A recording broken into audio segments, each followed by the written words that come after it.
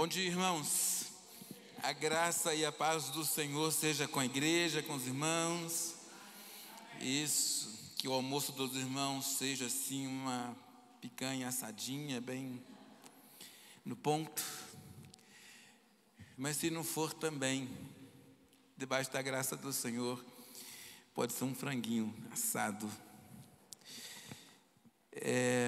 Nós estamos há uma semana, o sábado que vem haverá o encontro de homens, Ministério de Homens aqui. E nós estamos muito ansiosos, realmente com muita expectativa de que será um tempo assim muito precioso, muito bom. Começando o Ministério com Homens, nós queremos trabalhar com os homens, especialmente nesse tempo tão difícil, né?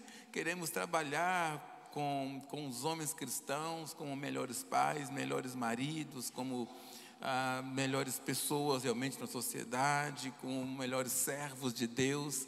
Nós queremos lidar com os homens como homens de fé e desenvolver um aspecto em que o irmão realmente viva pela fé e tenha uma caminhada assim sobrenatural, sabe, na presença do Senhor. Então, nós queremos trabalhar com os homens e no próximo sábado, às 17 nós estaremos aqui, o pastor Robson na coordenação, e nós vamos estar juntos aqui com ministração, com conversa, com aconselhamento, com oração e com um tempo gostoso de confraternização.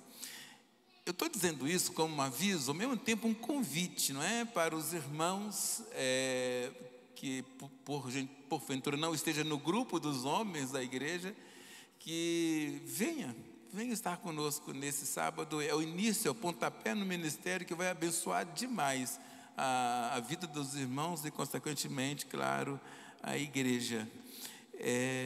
Outra coisa, irmãos, é que alguns irmãos encomendaram revistas para a escola bíblica dominical e elas estão ali, perto da Cirlei, ali. A questão é que, na verdade, as primeiras revistas nós não pagamos, mas essas nós temos que comprar para repassar para os irmãos. Ela é para o ano inteiro e ela custou R$23, né, Cirlei? Então, quem encomendou e quiser pegar a sua revista, pode pegar a sua revista para a Escola Bíblica Dominical. Eu creio que ela vai passar ainda um pouco para o ano que vem. Então, tem muita revista ainda, tempo de revista ainda até o final do ano. Outra coisa é que no próximo domingo nós estaremos realizando o Memorial da Ceia do Senhor. É o primeiro domingo de junho e nós estaremos então celebrando a Ceia do Senhor. Também no próximo domingo eu começo uma classe que é uma classe de formação. É uma classe de formação, ela servirá para os irmãos que vão se batizar, que estão se preparando para o batismo, e servirá também para outros irmãos que têm pouco conhecimento daquilo que nós cremos, da nossa declaração de fé, que não tem conhecimento da nossa declaração também, a nossa estrutura como igreja batista. Por que ser igreja? Por que somos igreja? Essas coisas que fazem parte da formação, além das doutrinas que fundamentam a nossa fé. Próximo domingo começa uma classe pela manhã, no horário da Escola Bíblica Dominical, com essas pessoas, com esses irmãos. Se você sentir necessidade de participar dessa classe, então também está convidado para participar dessa nova classe. Amém? Finalmente, essa questão de que a igreja está decorada aí com sinais de trânsito. E ontem tivemos aqui um encontro do Jesus Friend com o tema Recalculando a Rota. Isso se tornou para mim como que um tema do final de semana inteiro. Então eu disse aos meninos que não tirassem a decoração, não, porque nessa semana nós tivemos uma conversa na célula que foi muito interessante sobre essa questão de caminho, né? E de onde acontece a mudança do caminho. E por que toda pessoa precisa ter uma mudança de caminho, uma mudança de rota? Porque nós nascemos em rota de colisão com Deus. Então a gente precisa mudar a rota. E nessa noite, então, eu vou pregar então uma mensagem, uma reflexão nesse tema que é redirecionando. Então, Está aí essa decoração para lembrar que no final de semana também, hoje à noite, nós vamos meditar no mesmo texto da célula dessa semana que passou, mas vamos lidar então com esse tema de redirecionando, que é tão importante e necessário para todas as pessoas. Amém, queridos, amém. Eu quero agradecer aos irmãos que estão conosco, que visitam a gente nessa manhã. Graças damos ao Senhor pela vida dos irmãos. E daqui a pouco nós estaremos em classes e eu peço que vocês se apresentem, sejam recebidos com muita alegria nas suas classes da Escola Bíblica Dominical. Posto isso, abre a sua Bíblia, por favor, na carta aos Efésios, capítulo 5, versículos 22. E o texto básico aqui da reflexão Efésios capítulo 5, verso 22, até o capítulo 6, verso 4, mas nós não os leremos completamente agora, então você precisa ficar com a sua Bíblia aberta. Efésios capítulo 5, versículo 22. Na carta aos Efésios, capítulo 5, versículo 22. Nós vamos conversar um pouquinho sobre essas bases de família estruturada e como essas bases são necessárias para que a gente possa caminhar como família, como estrutura de família, não é mesmo? Porque a família é um projeto, na verdade, de vida criado por Deus e era, na verdade, antes do pecado, né? Fazia parte da humanidade. E hoje mesmo nós vivemos num mundo extremamente conturbado e nós podemos desfrutar assim quando a família é saudável, de um ambiente saudável. E o apóstolo Paulo, ele lança nesse texto alguns alicerces tão importantes para a nossa caminhada como família, aos quais nós devemos nos atentar, né, na nossa caminhada. É bom lembrar que o apóstolo Paulo, nesse texto, ele traz uma série de informações, de chamada à atenção. Ele começa lá no capítulo 4, chamando sobre os aspectos da vida cristã. Ele fala sobre aquele que mentia não minta mais, aquele que roubava, que não roube, aquele que dizia palavrão, que não diga, que aquele que fazia piadas indecentes, que não faça mais piadas indecentes. Então, se você começar a ler no capítulo 4 de Efésios, a partir do verso 23, e for seguindo até o final, no capítulo 6 de Efésios, você vai perceber uma série de orientações dos irmãos, de Paulo aos Efésios, e muito tem a ver, claro, com a caminhada cristã e o ambiente também da própria cidade de Éfeso, mas tem a ver com a nossa caminhada tão necessária, tão importante entendermos como que a palavra de Deus nos orienta a nos portarmos no dia a dia. Mas aqui, nesse contexto, ele está falando sobre essas bases, fundamentos para a caminhada, para o casamento, para a família. E nós sabemos, irmãos, que o nosso fundamento é Jesus Cristo.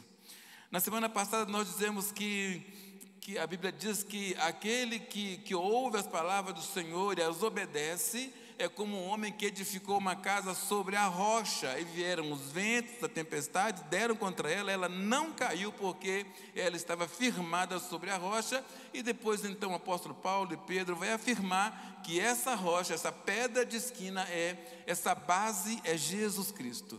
Então toda família precisa estar estabelecida numa base, e essa base familiar precisa ser a pessoa, o ser, e é claro, os ensinos, os princípios do Senhor Jesus. Senão fica difícil para uma família se estabelecer. E nessa base, então, que o apóstolo Paulo está mencionando aqui, quero lembrar rapidamente, então, nesse texto, alguns princípios. Primeiro princípio, o amor do marido pela esposa. Olha só o que ele diz aí no versículos 25 a 30. Nesse versículo ele diz o seguinte: que marido, ame a sua mulher assim como Cristo amou a igreja e entregou-se por ela para santificá-la, tendo-a purificado pelo lavar da água, mediante a palavra, e para apresentá-la a si mesmo como igreja gloriosa, sem mácula, nem ruga ou coisas semelhantes, mas santa e irrepreensível.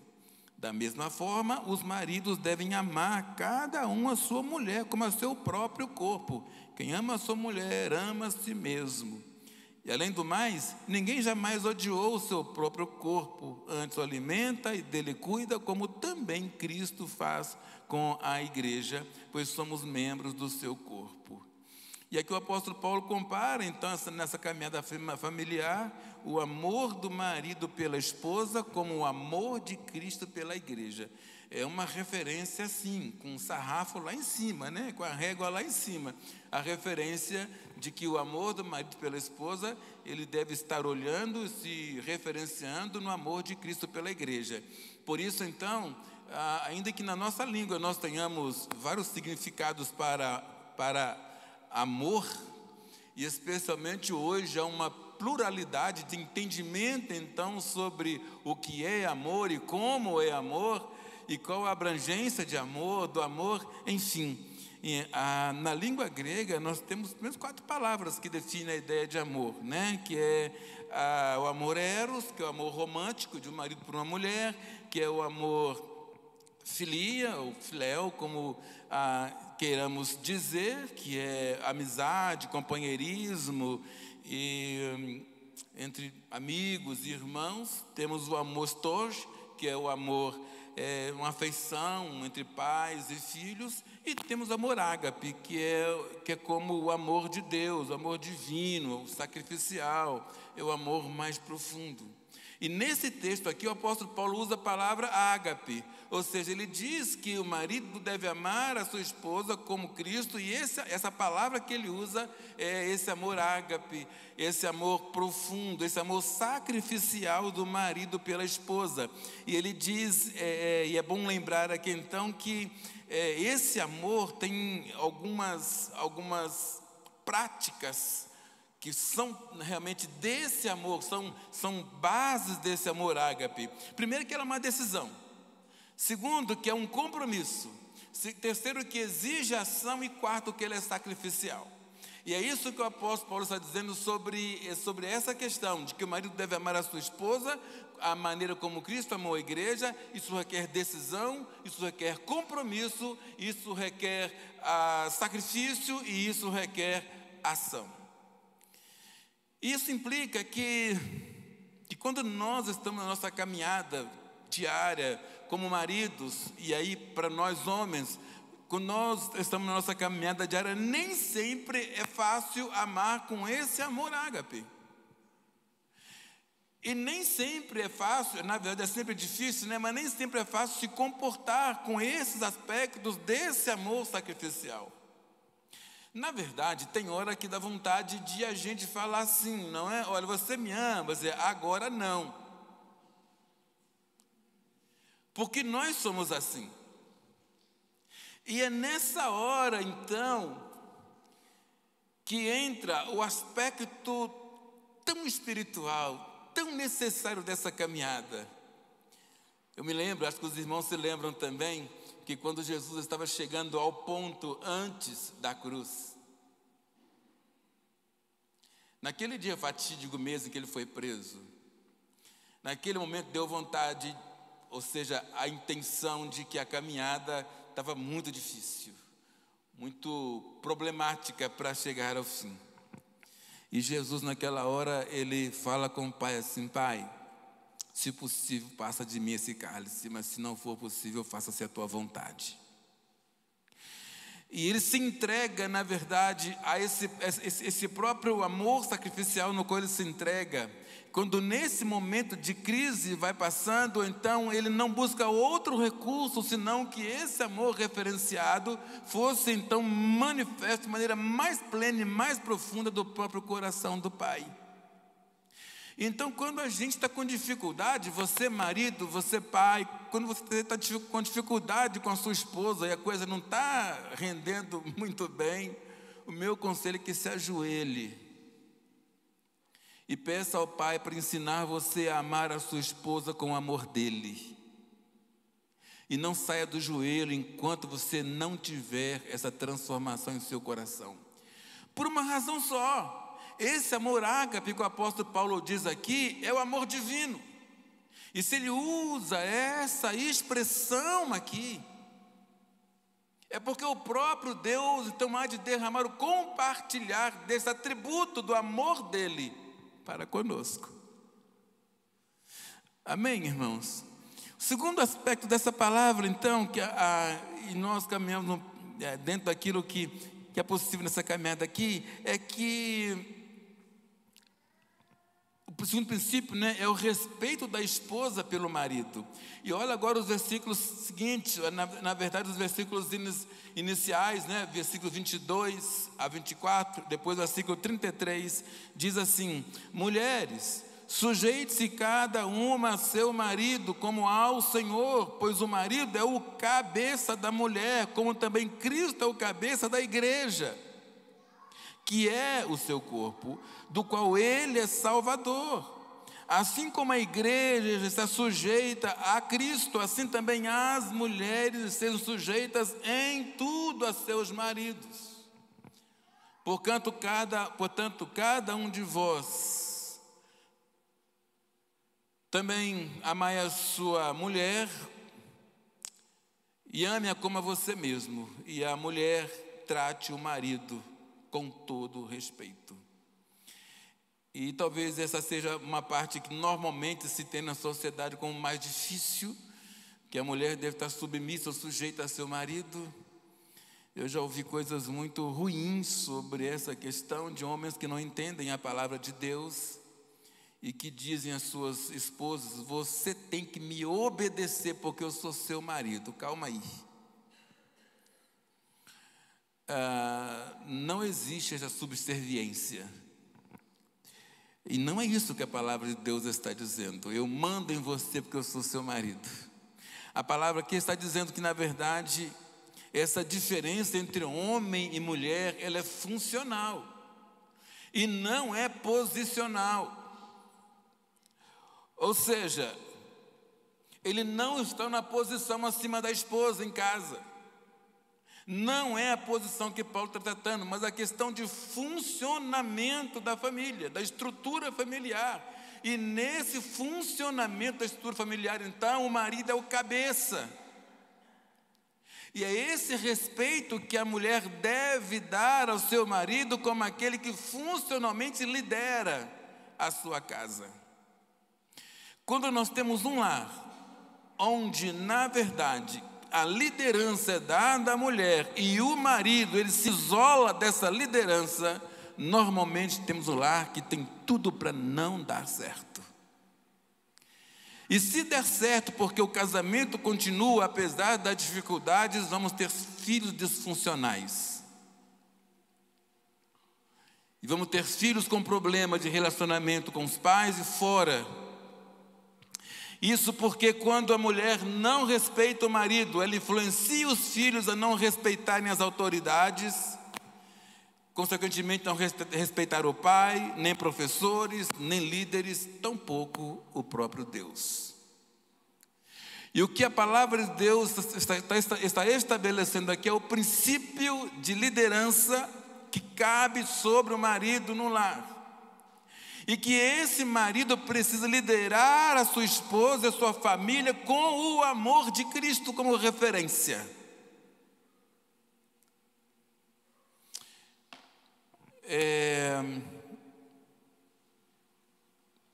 Quando não é assim, normalmente esse lar não está sob os efeitos poderosos da própria palavra do Senhor, não é mesmo?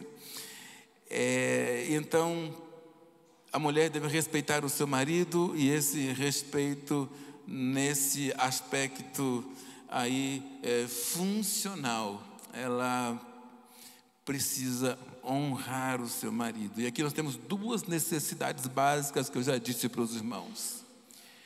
É que o marido precisa amar a sua esposa como Cristo amou a igreja, e a ideia como Cristo amou a igreja tem a ver com aquela palavra que Jesus disse, ou a palavra do início da criação. A Bíblia diz que no princípio criou Deus os céus e a terra era sem forma e vazia, e o Espírito de Deus pairava sobre a face das águas.